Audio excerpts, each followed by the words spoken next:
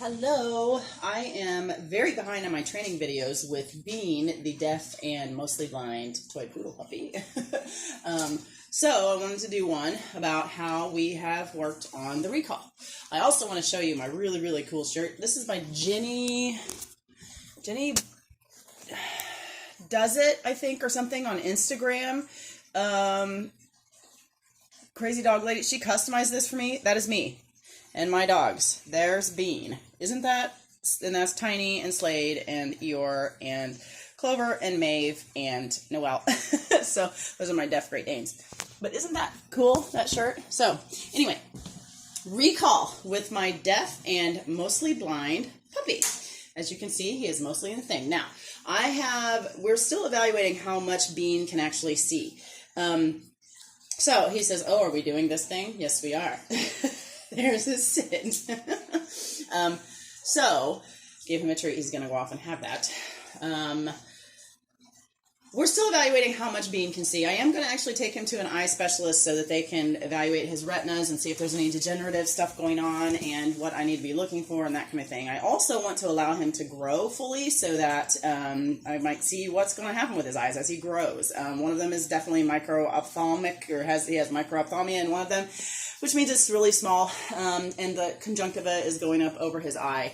I don't know if there's any kind of retraction of that conjunctiva they can do, or if that eye is even going to do anything if they could do that. So anyway, the point is, I can do some visual things with him, but it's very hard to tell how much he can see and from how far away. So I do have a hand signal for recall for Bean, and it's this, and we do a very big, okay, so here he comes, yep, and he knows it, and he knows to get here, and to automatically, when I teach a recall, I do not reinforce, yes, good boy, yes, good boy.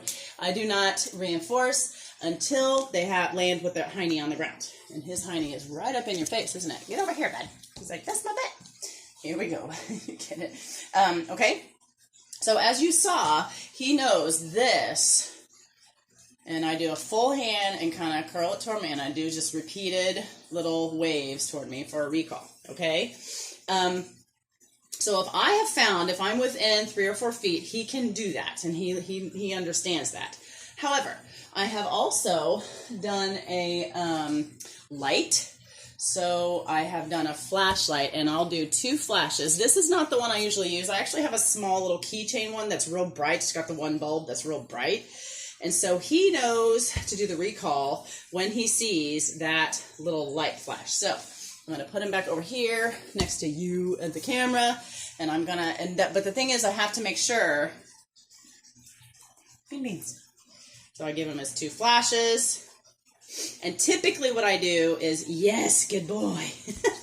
So he gets the 2 flashes, and then he gets over here, and you know what to do. Yes, you do. He's not eating these little bits. These are those little noodle things they give you with your Chinese food. I haven't given him for treats. He's not eating them very well. So he knows that two little flash thing. And I taught this because that way, if he's in my yard at night in the dark or farther away from me in the dark, and he can't see this, then hopefully he can, look, he starts to come toward it. So hopefully he can learn that two flash thing. Now, he obviously knows it already. How did I teach it? So if he was over here, I'll do this. When he was younger, he's 7 months old now, so we taught this a few months ago. But what I did was I did my cues. I made sure he could see me, and I went flash, flash, and then I braided a treat and just brought him to me. Just lured him right to me and seated. Yes, good boy. You're going for him, but you're not eating him. That's weird. So that's how I taught it, was I essentially showed him the cue, and so I will do it with both.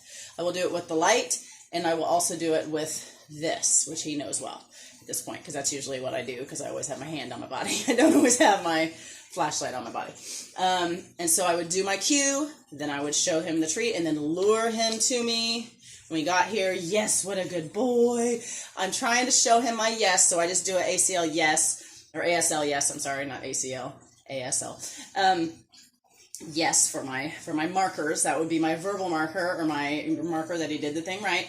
When he gets here, he lands in a seated position, and he is being, there we go, reluctant to do that. There we go. Isn't Beanie growing up like a big boy? He looks pretty good. Okay. The other thing that I wanted to point out, so I am doing lots of physical cues with him on training, but for recall, he's away from you, so I can't do that. So I am keeping with my light and my hand. However, something I can add in if he loses sight or if he becomes mostly blind, or if you're working with an all blind dog, you can do a vibration collar, and you can teach them 1 vibrate, 2 vibrates, or 1 long vibrate. Of course, if you're going to do that, you want to make it a positive thing when they feel that vibration. You want to vibrate and then treat, vibrate and treat, vibrate and treat. You're teaching them that it's a positive thing when they get vibrated and not something to be afraid of or nervous about. Okay?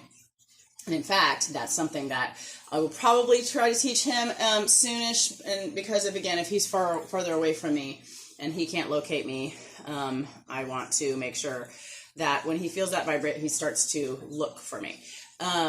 And I also have been saying for quite some time I need to put a bell on him because I lose him all the time. He kind of wanders off and does things, and I'm like, oh crap, I can't call for him. So I have to be able to find him.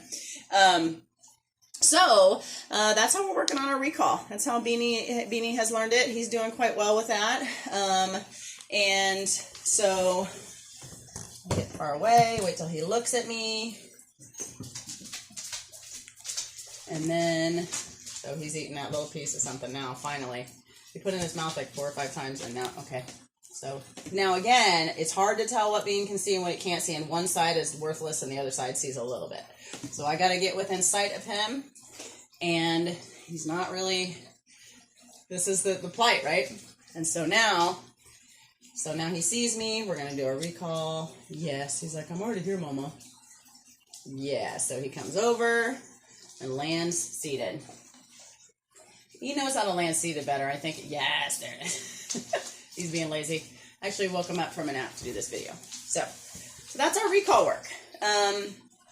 He's getting it. He's pretty good at it. I haven't done it at far distances yet. I'm keeping it really short, quite literally 3 or 4 feet, or even if I'm in a training shop, I've done it 5 to 6, 7 feet away. But I haven't done it from all the way across a large room, things like that yet. He does not see physical things from me that way. I would definitely have to do the light that way.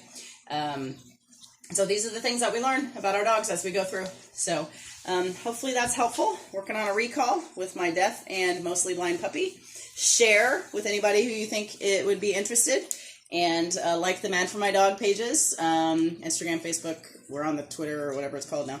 And so, yeah, stay tuned. We'll do some more training videos with Beanie.